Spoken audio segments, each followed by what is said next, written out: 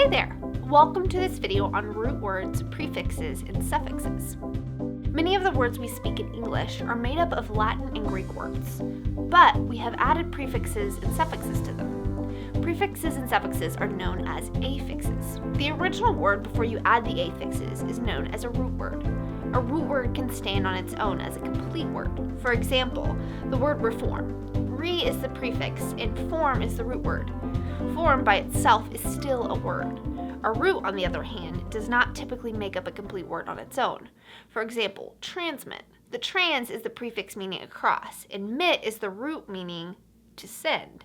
Mit by itself is not a complete word. Now, let's take a look at what prefixes and suffixes actually are. Words can be long and difficult at times, but understanding root words and the affixes can help you to understand the meaning of those long words and make them less scary. New words can be made by adding a prefix before or a suffix after a root or a root word. When an affix is added before the root or root word, it is called a prefix. A helpful way to remember this is by looking at the word prefix itself. Pre means before, and a prefix comes before the root or root word. A prefix often changes the meaning of a word. For instance, the word usual just means that something is customary or habitual. However, when you add the prefix un, meaning not or opposite of, to the beginning of it, it changes the meaning of the word. Now we have the word unusual, which means that something is not usual, not common, or is rare.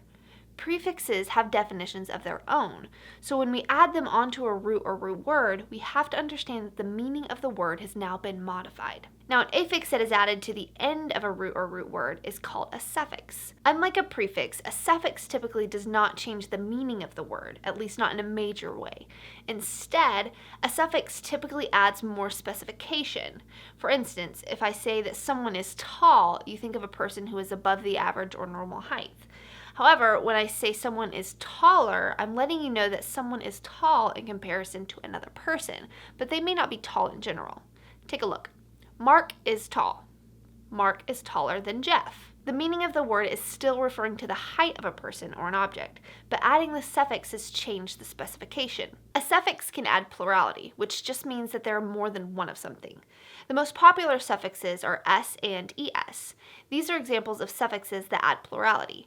I actually just did this with the word suffix. When I say suffix, I'm letting you know that there's only one. But when I say suffixes, I've added plurality, letting you know that there are more than one. Words can have a prefix, root or root word, and a suffix all in one. Let's take a look at an example. Destruction. De is the prefix meaning opposite. Struct is the Latin root meaning to build. And ion is the suffix meaning act or process. Understanding the meaning of prefixes, root or root words, and suffixes helps us to understand the proper meaning of a word. With our definition of prefix, root, and suffix in the word destruction, we can see that the opposite of building is happening. There are thousands of roots and root words out there that are used in the English language. There are less prefixes and suffixes combined than there are roots and root words. Practice finding the prefixes, roots, and root words and suffixes in the words you use in class and at home. The more you practice, the easier it will be for you to understand the meaning of words that you've never even heard before. I hope that this video on prefixes, roots, and root words and suffixes has been helpful for you. Be sure to check out more of our videos by subscribing to our channel below. See you next time.